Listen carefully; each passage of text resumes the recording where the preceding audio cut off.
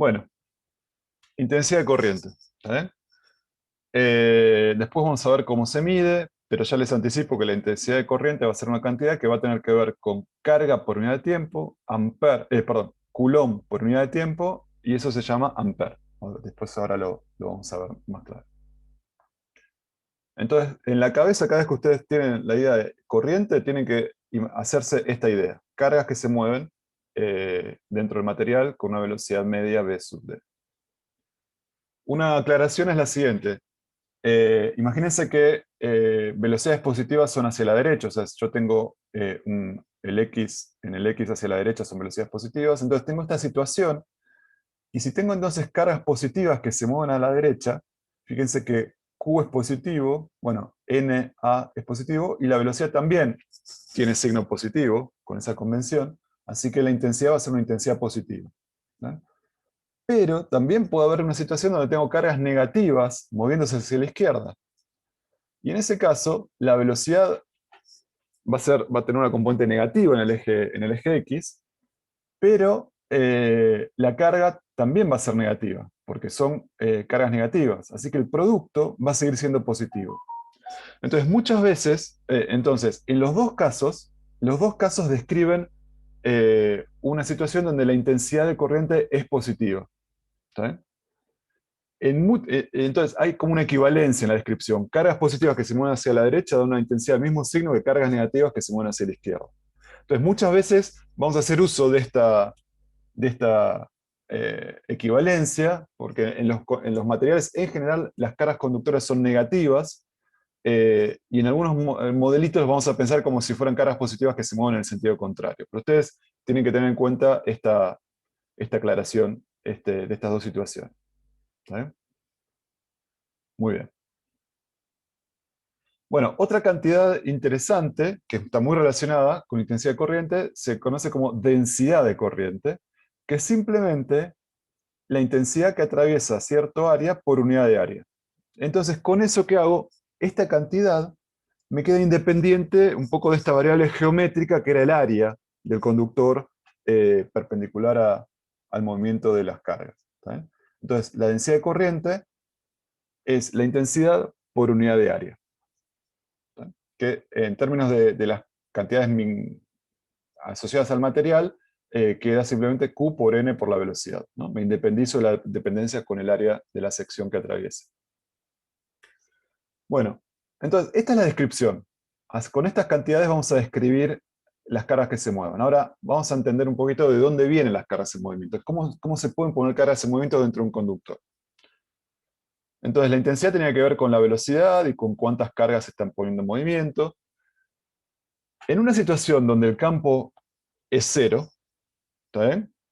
Yo tengo cargas que no se van a estar acelerando, y por lo tanto la velocidad va a ser cero, y por lo tanto la intensidad va a ser cero. O sea, no va a haber corrientes si el conducto está en equilibrio, y por ejemplo el campo adentro es cero, ¿no? Como sucedía en el caso de equilibrio. Ahora, esto no significa que yo no tenga corriente. Fíjense que esta es una cantidad macroscópica, en el sentido de que es una velocidad media. ¿Está bien? Microscópicamente lo que sucede es que las cargas libres se mueven medio caóticamente interactuando con los centros atómicos del material. ¿Qué quiero decir con esto? Yo tengo esta situación a escala microscópica, y tengo que, por ejemplo, esta carga se puede desplazar a la siguiente porque las nubes electrónicas se solapan y permiten que haya una transición para una carga desde un centro hacia otro. Al instante siguiente puede pegar un salto acá, al otro un salto acá, al otro un salto acá, acá, acá, ¿no? Eh, y entonces microscópicamente se está moviendo la carga, pero así como se mueve esta, otra ocupa el lugar desocupado, y en definitiva, si yo sigo una carga, veo que hace algo caótico, pero que en promedio no se desplaza. Así que en promedio la velocidad es cero. En promedio la velocidad de deriva en esta situación es cero. Esta no es una velocidad microscópica instantánea, es una especie de velocidad promedio de la situación. Ahora, ¿qué pasa cuando adentro de un conductor hay un campo eléctrico? ¿No? O sea, esto al principio puede parecer choqueante, porque en la clase pasada vimos que adentro de conductores no hay campo eléctrico, pero acuérdense, eso sucedía solo en el equilibrio.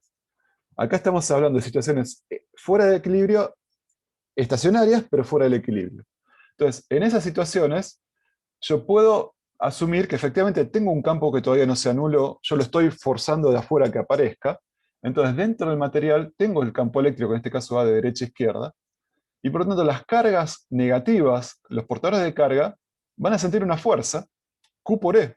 Y si tengo campo acá adentro, van a sentir esta fuerza, y como son cargas libres de moverse macroscópicamente, se van a empezar a desplazar.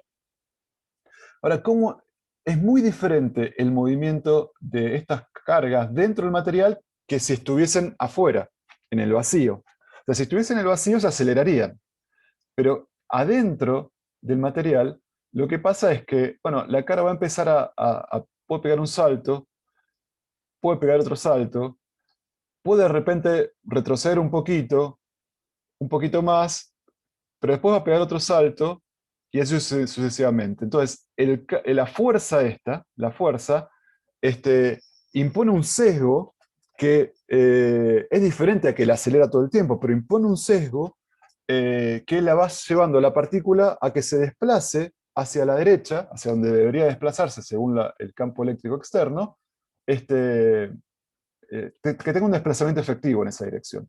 Entonces, esta distancia que recorre en un intervalo de tiempo delta t, esta que está acá, es capturada por esta descripción de velocidad promedio V sub d. ¿Se entiende? V sub d es la velocidad media de este compromiso entre el efecto que tiene el campo externo y la interacción con la red cristalina, que es media caótica. Entonces, no se produce un movimiento acelerado, sino algo que vamos a ver en un ratito, pero que da como resultado un movimiento hacia la derecha, como debería ser, que está bien descrito por una velocidad promedio v sub d. Y ese es el origen de la velocidad de deriva. ¿Está bien? Entonces, las cosas importantes que hay que tener en cuenta en esta situación, cuando tengo un campo eléctrico adentro del conductor, es que las cargas interactúan con el campo externo, se, se acelerarían, pero también interactúan con la red cristalina. Y de esa interacción surge que hay una velocidad de deriva caracterizada por esta rapidez v sub d. ¿Eh? Ahora, v sub d, en general, es muy chiquitito. En materiales conductores, ahora vamos a ver, puede ser del orden de 0.01 milímetros por segundo. O sea, en un segundo se desplaza una centésima de milímetro, una carga por la interacción con la red cristalina, ¿no? El efecto este que les acabo de decir. Entonces es muy pequeño. Un electrón dentro de un cable, fíjense, tarda, un cable de 1 metro, un único electrón, si yo sigo un único electrón, tarda 8 horas en atravesar un cable de 1 metro. O sea, si ustedes tienen un cable que va de la batería del auto ¿cómo se llama? Al arrancador, y tiene más o menos 1 metro, bueno, un electrón que sale de la punta de la batería hasta llegar a, a 1 metro de ahí, tarda más o menos 8 horas. ¿Sí? La velocidad de deriva es muy, muy chiquita. Es muy chiquita. Bueno, entonces, caractericemos un poco cuantitativamente esto. Entonces, supongamos que dentro de un conductor hay un campo eléctrico uniforme, ¿no? Hay un campo eléctrico uniforme. Fíjense que voy a considerar en este ejemplo, porque es más fácil para no eh, eh, hacerse problema con los signos, cargas positivas. Las cargas rojas son cargas positivas, ¿no? Las cargas azules son cargas negativas. Entonces tengo un campo eléctrico de izquierda a derecha que van a acelerar las cargas de vuelta, de izquierda a derecha, porque son cargas positivas en este ejemplo, dando la misma intensidad de corriente que tenía antes, ¿sabes?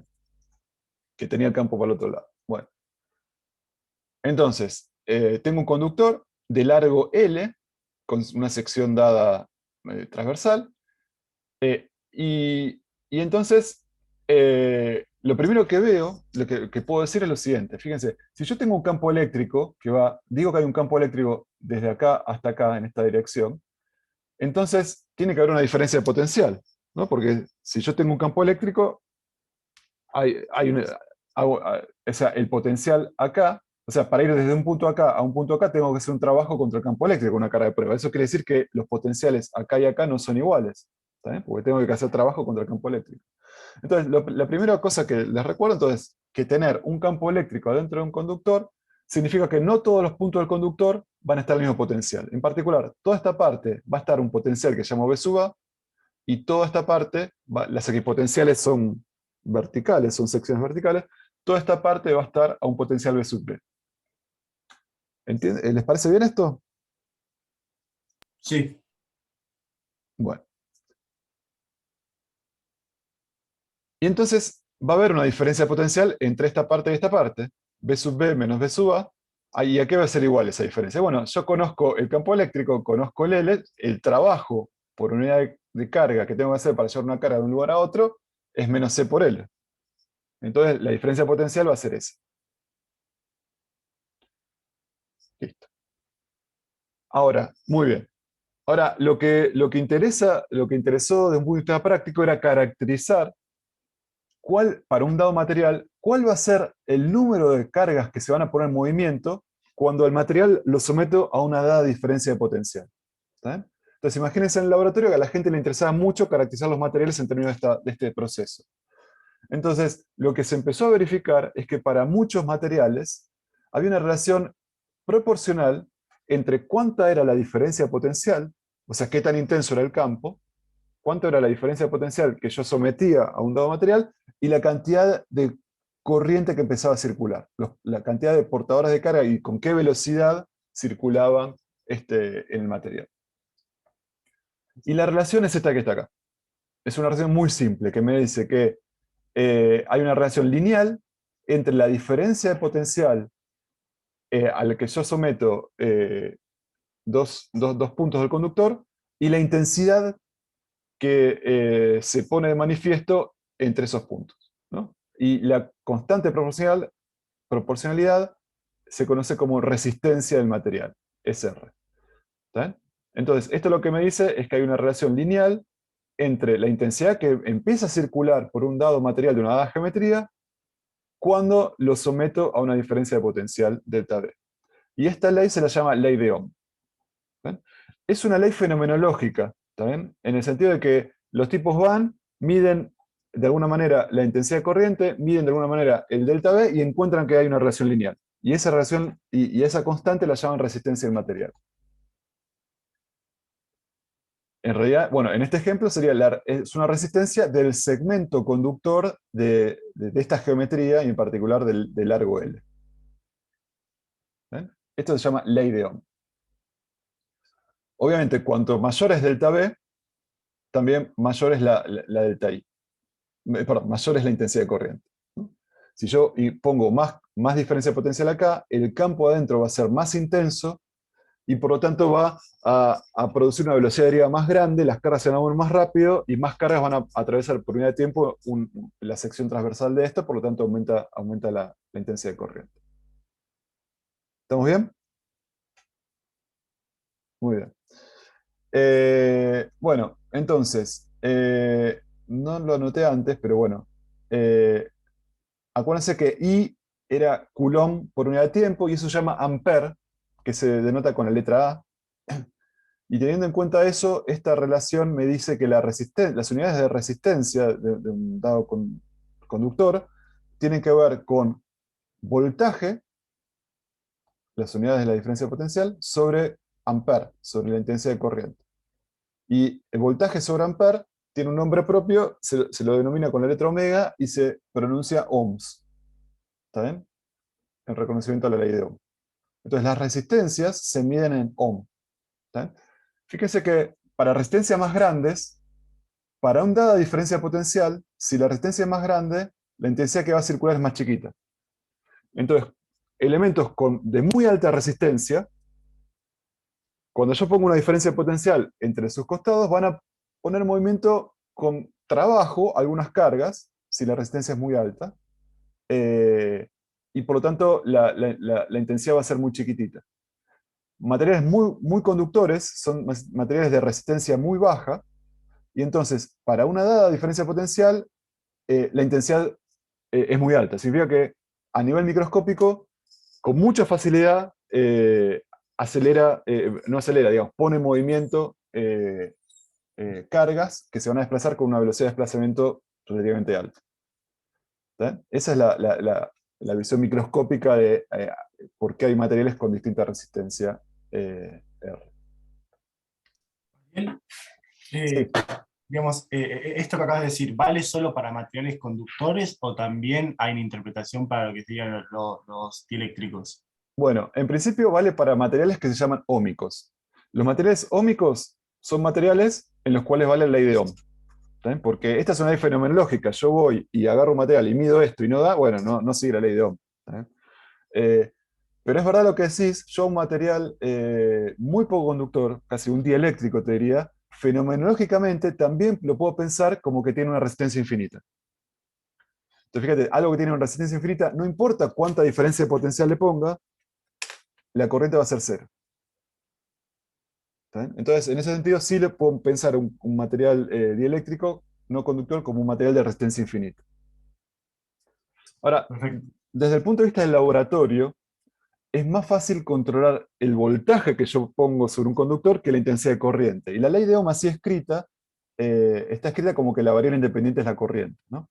Entonces muchas veces se la escribe de esta manera para levantar lo que se llama curvas de corriente para de un material y ver cómo depende la corriente con la diferencia de potencial. Pero eso es porque en el laboratorio yo tengo como, me es más fácil trabajar como variable independiente con el voltaje. Y en ese sentido, en el laboratorio lo que ustedes hacen es relevar estas curvas donde se pone en manifiesto que la relación entre voltaje e intensidad de corriente es lineal. Pero ahora, obviamente, en esta relación la constante es 1 sobre R. Y materiales, entonces, con menor resistencia, o sea, más conductores, van a tener pendientes más altas en este gráfico. Quiere decir que al mismo valor de diferencia de potencial van a producir corrientes mayores. ¿Está bien? Bueno, entonces R, como les digo, depende del conductor que estoy analizando. Entonces, depende en realidad del material del que está hecho y también de la geometría, ¿no? R depende del material propio y de la geometría del conductor. No vamos a entrar mucho en detalles, solo les voy a decir que para un conductor de geometría cilíndrica, que modela lo que sería como un cable o un alambre, la resistencia se puede expresar como una variable ρ que se llama resistividad, que eso depende del material del que está hecho el cable, y de un factor geométrico que tiene que ver con la longitud e inmensamente con el área. ¿Sí? La resistencia para un alambre es la resistividad tiene que ver con la resistividad del material y el largo por el área. O sea, cuanto más área, menor es la resistencia. ¿Por qué? Porque para más área van a pasar más cargas, por eso va a aumentar la intensidad que se pone en juego. Eh, y además, cuanto más largo, es mayor la resistencia. ¿Está bien? Es mayor la resistencia porque está el tema de la interacción con la red cristalina y entonces, para una dada diferencia de potencial, si lo tengo que hacer mover una distancia más larga, eh, el, fíjense acá, para la misma diferencia de potencial, para una dada diferencia de potencial, que el L sea más grande, significa que el E es más chiquito, y por lo tanto voy a mover, eh, voy a mover menos cargas. ¿Sí? Por eso viene la dependencia con él. Bueno, y como vimos, distintos materiales tienen distintos valores de resistividad. Y eso es un poco lo que vos decías, Félix. Materiales conductores como el cobre, fíjense, eh, bueno, la resistividad tiene unidades de ohm por metro, fíjense que tiene unidades de ohm por metro para que todo esto quede en unidades de ohm, para este producto quede en ohm. Y es una de las cantidades físicas que tiene un rango dinámico más grande de lo que se conoce, porque la resistividad, fíjense que puede ser muy chiquita, o sea, 2 por 10 a la menos 8, o sea, 0,7 ceros y un 2 al final para el cobre. Y fíjense para la madera, entre 10 a la 8 y 10 a la 14. ¿Está bien? Es una barbaridad. Son 22 órdenes de magnitud, es una locura lo que puede variar la resistividad de los distintos materiales. Y la goma 10 a la 13. O sea, son números muy grandes para la madera y la goma, lo que da cuenta de que las resistencias para estos materiales son muy altos y por lo tanto podemos pensar que son no conductores, porque para diferencias potenciales no extremadamente grandes, este número va a ser muy grande y va a ser muy, muy, muy chiquitito, para el caso de estos materiales que están acá. Ahora, claro, en realidad hay otro tipo de materiales donde cuando uno los lleva al laboratorio y caracteriza cómo es la relación entre el voltaje que pongo y la intensidad de corriente que empieza a circular, mido las dos cosas y me da una relación que no es lineal. Eso puede pasar tranquilamente y se trata simplemente de materiales no óhmicos, donde hay que caracterizar esta relación I delta B de una manera un poco más diferente a la lineal. ¿Está bien? Puede ser que en algunos regímenes lo pueda aproximar como una relación lineal, pero en realidad se trata de materiales no óhmicos y eso puede suceder tranquilamente. ¿Pregunta? Bueno, sí. Muy bien. Entonces, entendimos más o menos el esquemita pictórico de lo que está pasando. Pongo una diferencia potencial, hay un campo acá adentro, ese campo va a acelerar las cargas que junto con la interacción con la red cristalina va a dar lugar a una velocidad de desplazamiento, y bueno, y estoy hablando de eso. Y en un cierto tipo de materiales hay una relación lineal entre la intensidad de corriente y la diferencia de potencial que tengo que establecer para que todo esto empiece a suceder. Ahora, lo que les quiero hacer notar es lo siguiente. Pensemos en principio en la fuerza coulombiana que actúa sobre las cargas, ¿no? Entonces, tengo una situación donde actúan fuerzas coulombianas, actúan una fuerza, pero el movimiento, como vimos, no es acelerado, ¿no? Porque el movimiento efectivo lo puedo caracterizar como un movimiento de velocidad constante, velocidad de deriva. ¿Está? Entonces, para entender un poquito esto, usemos esta relación, ¿no? Fíjense, la relación de Ohm, en realidad, en el miembro izquierdo está delta B, que tiene que ver con el trabajo de la fuerza de la fuerza contra la fuerza eléctrica, y por lo tanto depende, es por unidad de carga, por lo tanto tiene que ver con el campo, y por lo tanto tiene que ver con la fuerza. ¿Saben? Con la fuerza. Y del otro lado hay una constante y aparece I, y en I está la velocidad de deriva, ¿no? De las cargas. En I está la velocidad de deriva.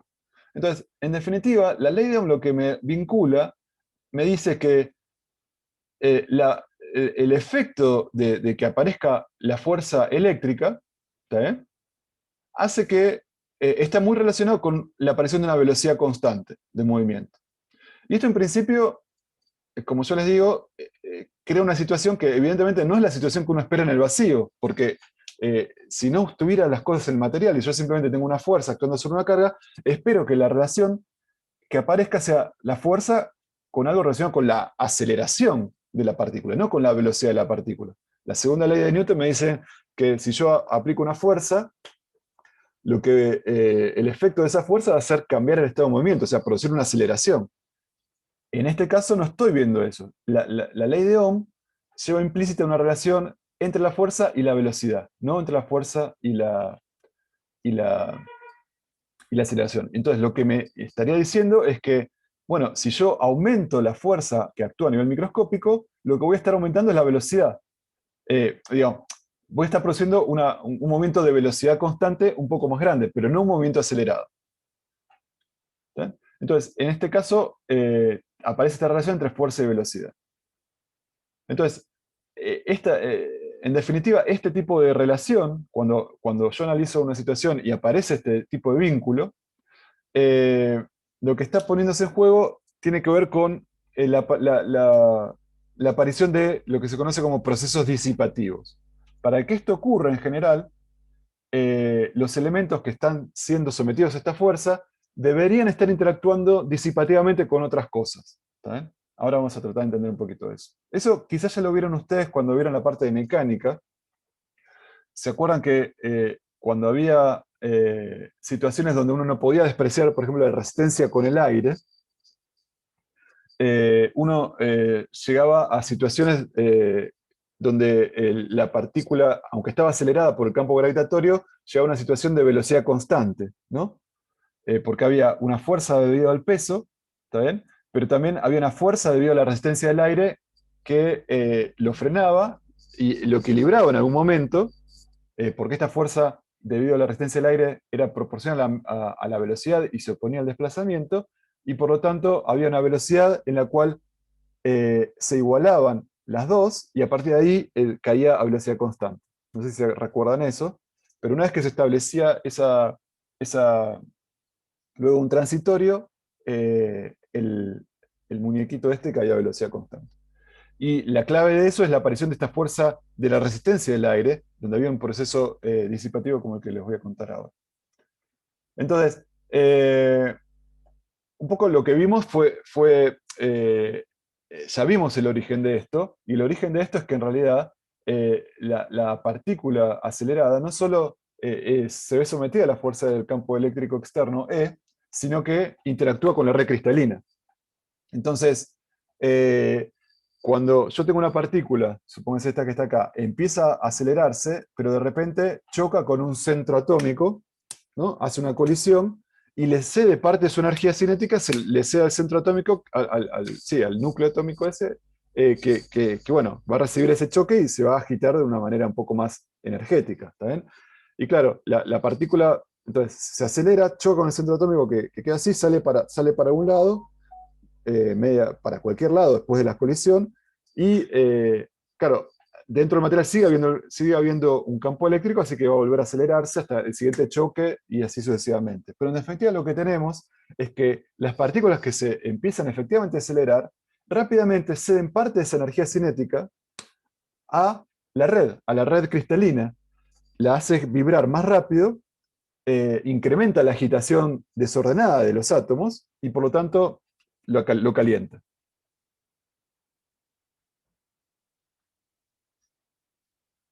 Perdón, yo tenía una pregunta con respecto a eso. Sí, La energía o sea, no se termina de transferir toda la energía, ¿no? De electrón a electrón. Como exacto. que la energía que se disipa queda en el material cristalino o... Mirá, primero, está excelente lo que dijiste. Entonces, eh, hay una parte que queda asociada con la intensidad de corriente, porque en promedio se está moviendo con velocidad v sub d. Es una energía cinética promedio que está siendo utilizada por el movimiento colectivo de las portadoras de carga. Entonces, hay una energía cinética que tiene que ver con esto. La otra energía que se le cede en las colisiones, o sea, esta se empieza a acelerar, pero choca con el primero, y en el choque, bueno, en este caso sale para este lado, pero después de este choque sale para atrás, y cuando está por acá se vuelve a acelerar, puede volver a chocar acá, pero después vuelve a ser acelerada y empieza a avanzar para este lado. En cada choque, estos núcleos se agitan, ¿no? Se empiezan a mover más caóticamente, y eso, cuando hablamos de energía cinética desordenada, estamos hablando de temperatura, ¿tá? De grados de libertad que no vemos, que están ahí pero no vemos, y que tampoco podemos controlar. Entonces, en ese sentido, parte de la energía del trabajo de la fuerza eléctrica en acelerar las cargas es entregado a la red cristalina, que lo usa para calentarse. En ese sentido, como no lo estoy usando para mover las cargas, estoy pensando en una pérdida, en un proceso disipativo, donde parte de la energía que le doy a las cargas se disipa en el movimiento caótico de los átomos, en la calentura, en el calentamiento del cable. ¿Se entiende? Sí, eso iba. Gracias. Perfecto. Entonces, como resultado de eso, como resultado de la interacción con la red cristalina se agita, se calienta, aumenta su temperatura, y las cargas efectivamente quedan como moviéndose en un proceso que efectivamente puede ser descrito como un movimiento uniforme. Va a haber una energía cinética asociada a ese movimiento, pero no va a ser toda el trabajo entregado por el campo eléctrico externo. Parte de ese trabajo del campo eléctrico de mover las cargas va a ser cedido a la agitación térmica de los centros atómicos. Bueno, entonces, esa es la descripción microscópica. Lo que les quería contar ahora es hacer una cuentita para entender, bueno, cuánta energía se disipa. ¿Cuánta es la energía que yo espero que se disipe en una situación. Entonces, les propongo analizar esto de un punto de vista energético. ¿Está bien? Y para eso lo que vamos a hacer es pensar que a tiempo t tengo esta situación, o sea, tengo un volumen de interés que va a ser este, BA, o sea, va a ser este que va desde el punto A hasta el punto B. Y lo voy a analizar a tiempo t y voy a seguir en el tiempo a ese grupito de cargas que estaban en el instante t acá adentro, ¿no? Entonces, en el instante t están acá, ese mismo grupito de cargas, en el instante t', t más delta t, va a estar entre este punto y este punto. ¿Estamos de acuerdo con eso? Lo que estoy haciendo, estoy siguiendo un barrilito de cargas. Está acá en un momento y después se desplazó hasta este otro lugar. ¿Está bien? Ahora bien, en el cable habíamos dicho que en esta región, en el punto que yo llamé A tenía un potencial A, y en el punto que yo llamé B tenía un potencial B, ¿no? Este punto no le di nombre, pero voy a tener otro potencial y acá voy a tener otro potencial. ¿Estamos de acuerdo? Es como que va cayendo el potencial a medida que voy bajando. Entonces, vamos a considerar ahora, ¿vieron cuando ustedes trabajan con energía? Lo bueno de trabajar con energía es que como ustedes saben que la energía se conserva, yo puedo pensar, bueno, ¿cuánta energía tengo al principio? ¿Cuánta energía tengo al final? Y hay una relación muy estrecha entre las dos. Tiene que ser la misma. Entonces voy a hacer el mismo tipo de razonamiento. No siempre se conserva, como vamos a ver ahora, pero veamos, síganme con el razonamiento. Entonces, me interesa ver cuánta energía está asociada a las partículas que están en este barrilito, en el que va desde el punto A hasta el punto B en el instante t, y lo mismo al barrilito desplazado. Entonces, desde un punto de vista energético, fíjense, ¿cuál es la diferencia entre esta configuración y esta configuración? Bueno, en esta configuración, en la de arriba, yo tengo cargas que están en esta región, que acá abajo yo no las tengo. Y por otro lado, en la configuración de abajo, tengo cargas que están en esta región que no estaban en esa región al principio. ¿Está bien eso? Yo saco las dos fotos y digo, bueno, ¿cuál es la diferencia? Bueno, acá tengo más cargas en la región cercana a al potencial B sub A, que acá no las tengo, y esas cargas que no las tenía potencial B sub A, en realidad las tengo a un tiempo t más delta t en una región cerca del potencial B sub B, que antes no estaban acá. ¿Se entiende eso? Y después, bueno, después en esta región tengo más o menos las mismas cargas. Pero la diferencia está en que a tiempo t yo tenía cargas ubicadas en una región de potencial B sub A, que es más alto con respecto a B sub B, y a un tiempo después tengo una situación donde ahora tengo cargas que antes estaban acá y ahora están en una región del espacio donde el potencial es menor, es B sub B. ¿Se entiende? Sí, sí. Sí. Entonces, para comparar las dos situaciones, lo que me tengo que dar cuenta es que la diferencia, lo puedo pensar como que saqué cargas que estaban a un potencial B sub A y las puse, y en el instante siguiente esas cargas estaban a un potencial B sub B. Esa va a ser la diferencia de energía entre las dos. Después va a ver, esto de acá no cambió, pero la diferencia va a tener que ver con eso. Sacar carga que estaba a potencial B sub A y ponerla a un potencial B sub B. ¿Cuánta carga es esa? Bueno, la carga, entonces, o sea, si yo pienso en estos términos, la diferencia de energía entre esta configuración y o sea, entre que llevan estas partículas entre el tiempo t y el tiempo t más delta t, va a tener que ver con lo que les acabo de decir. Con que yo agarré una carga delta Q, que ahora vamos a calcular cuál es, pero vamos a llamarla delta Q, que estaba a un potencial B sub A. Esto fíjense que es la energía de esas cargas. Tengo una carga delta Q en una región del espacio donde el potencial es B sub A. Esta es la energía asociada a esas cargas. Las saqué, no las tengo más, y en cambio tengo la misma cantidad de cargas, pero puestas en una región del espacio donde el potencial es más bajo, B sub B. Esa es la energía final. Esta es la diferencia de energía, entonces, asociadas a las cargas que se mueven en este barrilito de cargas, entre tiempo t y tiempo t más delta t. Entonces, sacando factor común, vaya a decir delta Q, ¿no? Me queda, como yo sé que B sub A es más grande que B sub B, bueno, acá hago explícitamente que lo que sucede es que esta configuración es menos energética que esta configuración. O sea, tener partículas que se mueven a velocidad constante V sub D, desde una región de más alto potencial a menos potencial, me dice que la configuración a un tiempo T más delta T, necesariamente va a ser de menor energía. ¿Está bien? De menor energía. O sea, la energía transportada por estas partículas va a ser menor acá. ¿Alguien me puede decir por qué va a ser menor? O Yo sea, ¿por qué? estaba pensando en la energía cinética, que si dijimos que la velocidad es la misma, entonces siento que por ese lado estás perdiendo energía como la potencial, pero tampoco estás ganando cinética, entonces, o sea, en todo ese momento, toda la energía que se disipa con la red cristalina tiene que ser como una pérdida de energía que estás teniendo. Exacto, exacto, buenísimo. O sea, porque, como vos decís, la energía cinética es la misma. Lo que cambió tiene que ver con la energía potencial. Tenía cargas en una región de más alto potencial y ahora las tengo en una región de más bajo potencial porque las cargas se mueven desde más alto hasta más bajo. Entonces, esta diferencia de energía no tiene que ver con que las cargas se fueron frenando, sino que hubo energía que fue entregada, parte de la energía de la aceleración de la fuerza eléctrica fue entregada a la red cristalina. Esa energía que se disipó, esa energía que se usó para calentar la red cristalina. ¿Está bien?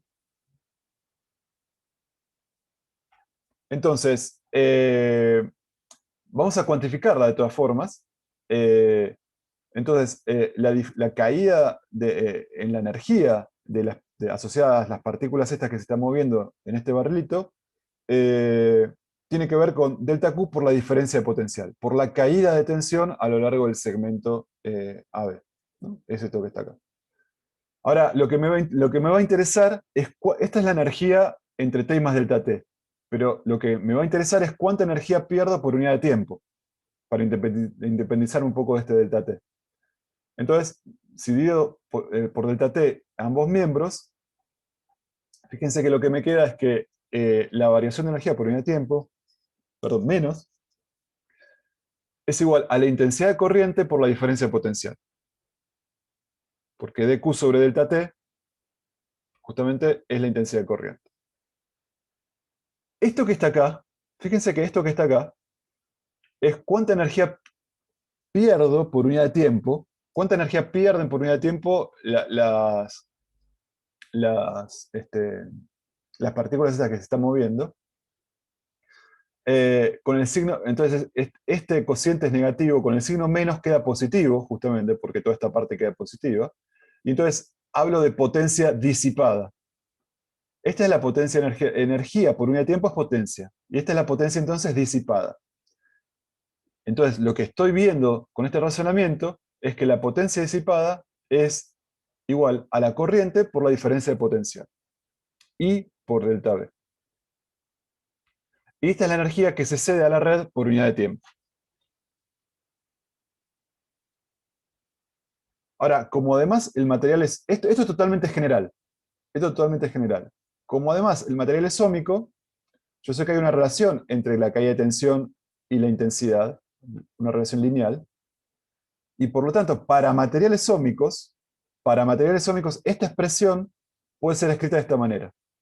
La potencia disipada es igual a I cuadrado por R. La intensidad al cuadrado por la resistencia del material. O sea, yo tengo un material. La energía que se cede que se usa para aumentar la temperatura de ese conductor por unidad de tiempo tiene que ver con la intensidad. Cuanto más cuanto más alta la intensidad, más disipación hay. Y también con la resistencia. Cuanto mayor es la resistencia, más disipación hay. ¿Sí? Perfecto. ¿Alguna pregunta? Sí, Agustín. Si querés, desmuteate.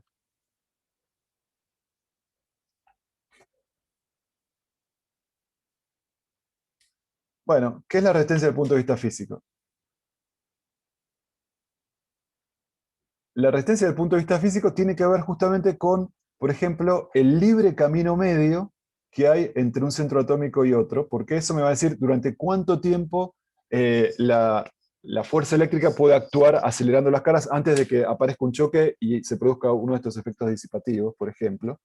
Tiene mucho que ver con eso, tiene mucho que ver con cómo interactúan las cargas libres con la estructura cristalina y qué tan fácil es ponerlas en movimiento.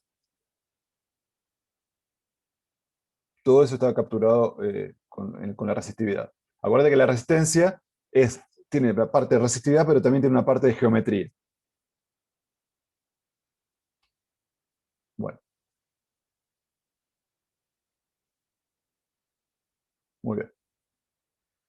Bueno, ¿podemos hacer un intervalito ahora? ¿Les parece? ¿Volvemos en 10? Dale, sí. Dale. Dale, sí. Muy bien.